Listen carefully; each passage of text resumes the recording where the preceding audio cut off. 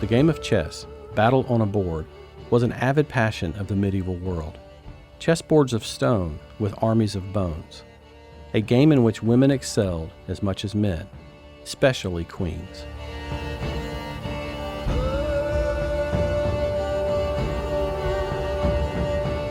A lone falcon in full flight spreads its wings and drifts over a peaceful seacoast. An exhausted warrior in chainmail lays on the rocky shore as the waves roll in. His horse wades in the surf. He gets up, washes himself, then kneels and prays.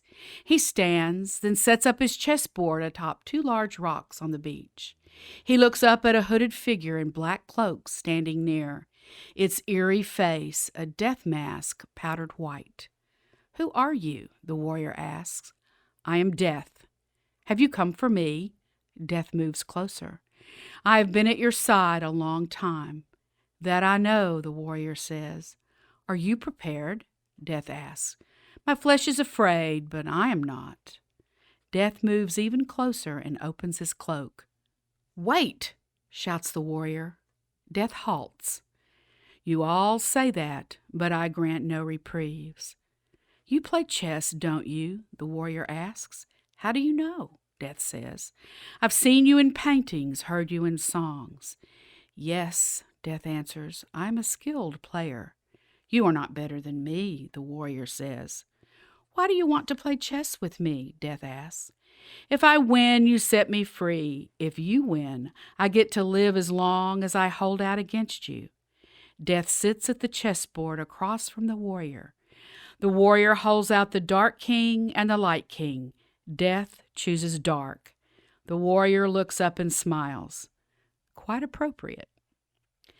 Chess has been called battle on a board, yet its rules apply to life.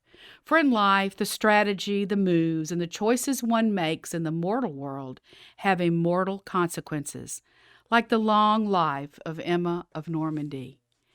In ancient times, a game of chess might settle dangerous disputes without bloodshed, like the chess game on the beach between the warrior and Death, though we know one day who will win that game. A British friend of mine and chess aficionado put it well. "Life can be a nasty business, so we play games. I like tactical games," he said, "looking ahead, plotting, working it out, seeing it through." On a research trip for my novel, The Lady, one of my first stops was Normandy, France, and the medieval town of Falaise. Falaise, French for cliff, where its ancient castle in ruins stands on a cliff perched high over the town. The birthplace of the Dukes of Normandy and Our Lady with her bones in a box.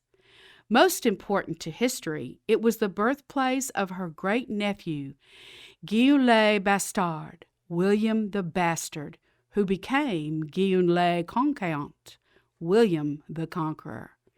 What remains of the original castle of 1,000 years ago is much of its imposing outer walls, its skeleton of a great round tower, and a few stones of what were once its grand gates. Enough to visualize how majestic and formidable it was in Emma's day. Built a century later are two massive stone keeps open to tourists, with a handy gift shop, of course. Inside the square keep is an exhibit on medieval chess with beautiful frescoes of nobles and noble ladies enjoying a lively game. It was then I knew how indispensable chess would be to the story of Emma of Normandy. For it is impossible to miss the queen, the only woman on the board, and by far the most powerful piece, the one who lends itself most readily to the combining forces of defense, attack, counterattack, and advance, the one player the other side most wants to eliminate. Her goal is twofold: to check the power of the enemy and to capture the rivals who oppose her, the players who want to take her king. Yes, chess was the perfect fit, for Emma was a warrior in her own right. Not on a blood-soaked battlefield with whirring arrows, shrieks of throat slashing, thuds of spears piercing chests and guts, but because for 50 years she fought her own war as she shaped a dynasty to suit her ambitions, her desires, her will. As men fought the battlefield wars, Queen Emma waged a deeper, more intimate war, with internal and emotional battle scars from one woman's unquenchable passion to preserve 1,000 years of royalty with her blood on the throne. She had a goal that took the long view, knowing only those who last will reach it. Someone who can take a hit and say, "All right, come on, hit me again." That's a warrior. Someone who didn't think she could go on any more, then told herself, "Just once more, then I'll be ready." That's a warrior. Emma's game was the game on the beach between the warrior and death. In the heart of London is the largest museum in the world, the British Museum. On the first floor is a one-of-a-kind chess set from the 11th century, Queen Emma's time. The Lewis chessmen, found in a remote cove on the Isle of Lewis off the northwest coast of Scotland, found 800 years after someone stashed them in a sandbank. A chess set of walrus ivory carved in curious figures in human form with real personality, expressive, lifelike faces with mouths that seem to speak, bulging eyes that stare out at you. To see them is an experience, but do they see you? The museum curator thinks they might. "These chess pieces are almost alive," he says. "I always believe that in the darkness after hours, they have conversations among themselves." These tiny pieces of art are Scandinavian, crafted with the same designs found in medieval Norway, center of walrus ivory carving, and the warriors wear conical Viking helmets. They are the most practical of any chess pieces. They have no necks, strong and sturdy, less easy to knock over or break.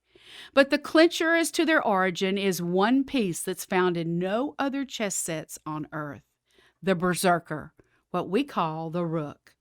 The Berserker chess pieces depict wild-eyed Viking berserkers in battle frenzy, swords in hand, teeth bared, chomping the top of their shields. You can almost hear the grrr. They're pure Viking. No other culture on earth claims shield biters. So who were the real berserkers?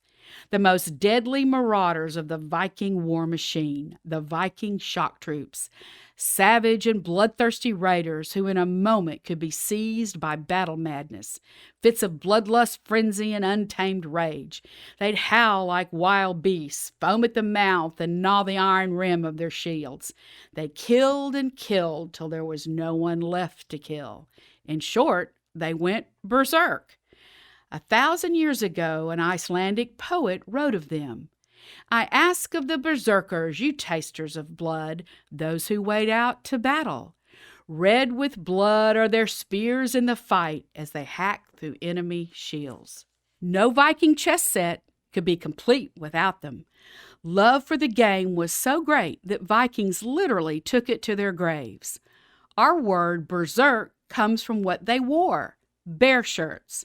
The symbol of these bear warriors survives to this day in the form of the bearskin caps worn by guards of the Danish monarchs and by the stone-like soldiers who guard the Queen of England. So if you visit Copenhagen, Denmark, or the Tower of London, you can tell them you know where their caps came from. Of course, they won't answer you or even acknowledge your presence, but you can tell them all the same. Like her ancestors, did Emma of Normandy play Neufetat, king's table chess, on a skakplat, a chessboard inlaid with squares of antler horn and ivory with pieces like the Lewis chessmen? If she did, I'd like to think that when she captured her opponent's piece, or he captured hers, she noticed them standing all alone on the side of the board looking sad. Like the pawn, the only piece not human. No body, no face, just a slab of stone, like a tombstone. No name, no power. The first ones into battle, already dead like tombstones. And sadly, unlike kings, queens, and knights, you can always find more. The pawn is the only piece that can open play at the beginning of the game, save for the knight. But the pawn can never move backwards as all the other pieces. He can never retreat, only advance toward his fate, sacrificed by those of higher rank behind him. As in life, the common folk live and die in the shadow of the powerful. The knight, mounted warrior, an exciting player that can jump over the others, versatile, for he can move backward if he needs to defend his army. Always on his horse, armed for battle with sword and shield, ready to charge forth to protect his king. These knights sit astride ponies with shaggy manes like the Northmen rode. The bishop, mitred and robed figure that proudly stands next to the king and queen, a powerful long-range threat who moves diagonally across the board. One bishop stands on a dark square, the other on a light square. One patrols the light, the other the dark. All other players can move light or dark. Only the bishop remains as he began. As it is with men, both good and bad, so it can be with churchmen. The Berserker, a power player like the bishop, but different. He comes from all four corners, the far edges. Not easy to control. You never know from which place he will strike. For he is not bound by light or dark. He moves easily in either. He can appear to be light, but move in the dark. Deadly. And yet the Berserkers are the most effective in the middle game, where the outcome of the game is most always decided. The middle game, where the greatest carnage takes place. For Berserkers specialize in carnage. And finally, the king and queen, the reflection of royal power. Each wears a large crown and sits in majesty on ornate thrones as all other important pieces stand around them. Though the king can move only one square in any direction, he is the most precious piece on the board. Capture him and all fighting stops. If attacked with little way out, the king will find itself in the precarious position of check, a warning he is in mortal danger. If he is trapped, checkmate. And the queen, by far the most potent attack piece on the board. She has a devastating range of options, for she combines the diagonal power of the bishop with a straight line threat of the berserker. The dark queen stands on the dark square, the light queen on the light square. Her dress always matches her shoes. Often the queen's value is used as bait to lure an opponent into a trap. She sacrifices herself, sometimes necessary to win. This move is called queen sacrifice. Though the queen in Viking chess wears a Danish cross, she is not a romantic figure, but one of power. She came to play. The queen is contemplative. She rests her chin on her hand, staring into the distance, perhaps mournful about the carnage of war. No matter how we see her, this Viking queen is none too pleased.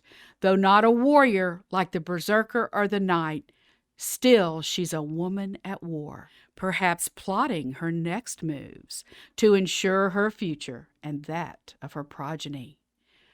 We shall never know if Emma of Normandy played chess, but if she did, there's no doubt she would have played to win on a board and in life. For she was a scholar, a fighter, a patron of the arts, a passionate lover, and a cunning political manipulator, the very model of a medieval ruler. But this medieval ruler was not a man. She was a power player in her own right. Her final resting place shows us that. Before she sailed away to her destiny, perhaps her father's last words were these: "My daughter, never trust so much, love so much, need anyone so much that you cannot master them with a smile. That is the paradox of power. make sure it finds its way to you.